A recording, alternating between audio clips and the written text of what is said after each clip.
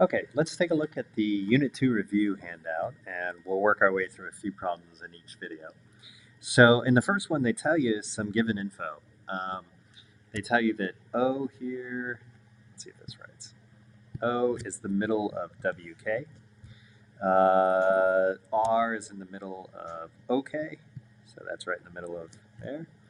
And what else? OB, this thing cuts POD in half. It bisects this angle.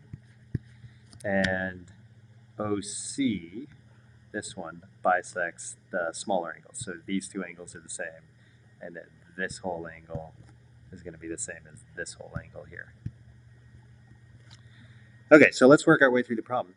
So 1a says by the midpoint theorem, RO is half of something else.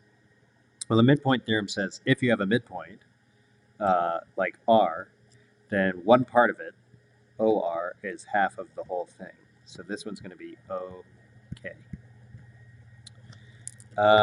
Let's see, what else here? In the next part, they say WK is 26. So WO, well, remember O is the midpoint, so WO is half of that, 13. And so this whole side is 13. And then RK is going to be half of 13, because R is the midpoint. So half of 13 is 6.5. Angle bisector theorem says one angle, if you have a bisector, then one angle is half of the whole angle.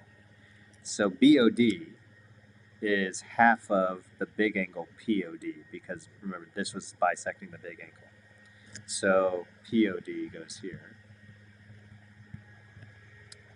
Then let's see, if COP is 26 degrees, then we know since CO bisects this angle, that this one has to be 26.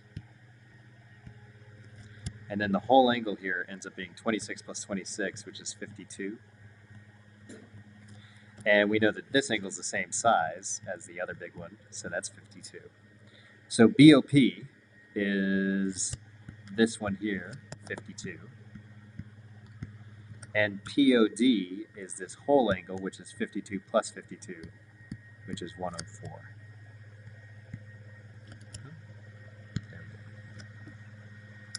Okay, number 2 says, well, it's asking you to fill in the blanks with acute, right, obtuse, or straight.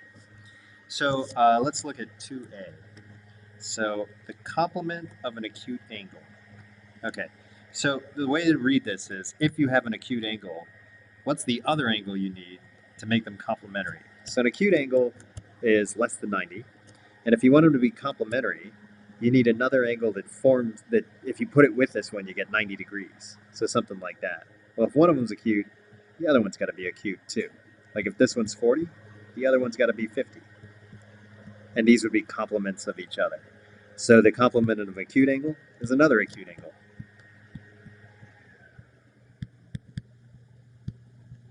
There we go. In part B, if you have a right angle and I want to figure out its supplement, I need another angle that I add to the right angle to get 180. Well, if I add another right angle to it, then that ends up being 90 plus 90. So it's got to be a right angle. And then the last part, let me move this.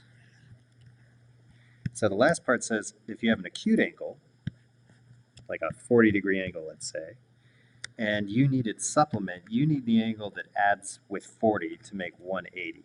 So that would have to be a big obtuse angle that's 140. So this one's got to be obtuse. Okay. Let's take a look at number 3. So 3 says you should assume SD is perpendicular to ME. So SD is this vertical line there, ME is this horizontal one, and these are perpendicular. So this angle is 90, and this angle is 90. Because remember, perpendicular lines form right angles. Okay. So name a right angle. Well, you could name like angle SRE, or we could also do DME or EMD, either way. Okay. Two adjacent complementary angles. So two angles that are next to each other. So angles that look like this, right? But that they also have to add up to 90. So in this case, the only ones I know for sure are 1 and 2 have to add up to 90, and they are next to each other. So angle 1 and angle 2. The next one says two non-adjacent complementary angles. So they shouldn't be right next to each other. Well, if you notice, angle 1, I know 1 and 2 are complementary. I know 2 and 5 are the same size because they're vertical angles, so they're congruent. So it turns out if 1 and 2 are complementary, then 1 and 5 are also complementary because I can just replace 2 with 5. So angle 1 and angle 5. And they're not, they are sharing a corner, 1 and 5, but they're not sharing a side. So they're not adjacent. Okay, let's see. The next one, let me get rid of this blue here so it's not in the way. So the next one says name two congruent adjacent angles. And the mistake a lot of students say is 1 and 2. They are adjacent, but we have no reason to know that they're exactly the same size, that they're congruent. So instead, the only ones that we can do for sure are SME and EMD because we know that they're both 90. And they are adjacent to each other. So it's going to be SRE and DME.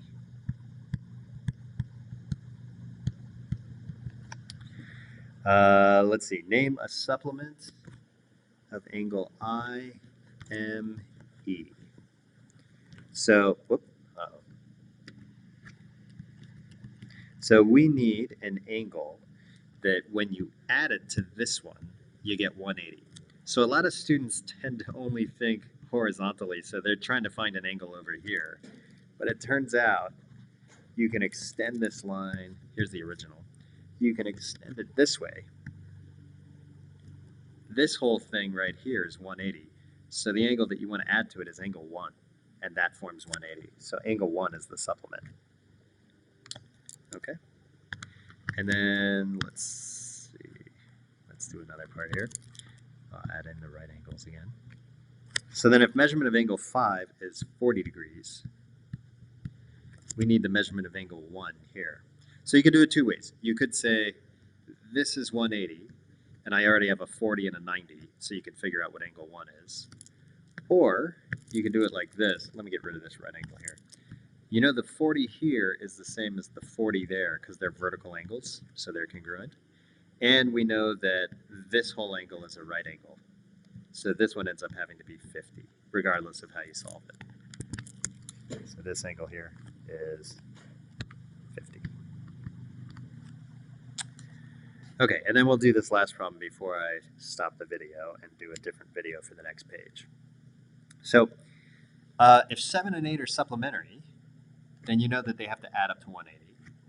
And if 9 and 8 are supplementary, then you know they have to add up to 180. So what can you say about 7 and 9?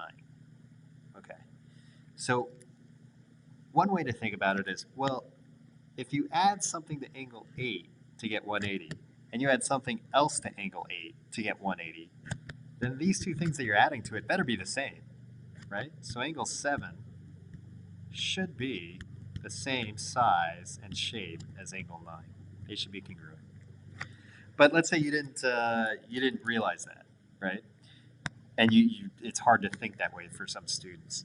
So make up a number for one of the angles, but don't pick like 90 because that might make you think it has to be a right angle. So I'm going to pick something else, but something relatively simple like I'll make angle 7 100. Right? That's pretty easy to work with. Okay, so if 7 and 8 are supplementary, then 8 would have to be 80 to get 180 out of that. Okay, well angle 8 is the same one as over here, so this is 80. And 9 and 8 are supplementary, so 9 has to be 100. And then if you look at it, well 7 and 9 are the same, right? And no matter what you pick for angle 7, 9 always ends up being the same. And then in B, well 5 and 3 are complementary, and 3 and 4 are the same. So what's true about 5 and 4?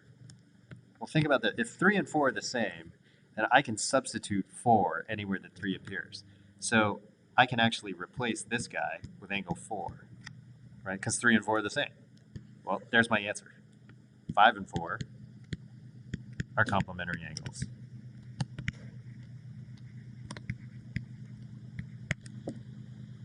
Okay. So that's the end of the first page. I'll make another video for the second one in a little bit.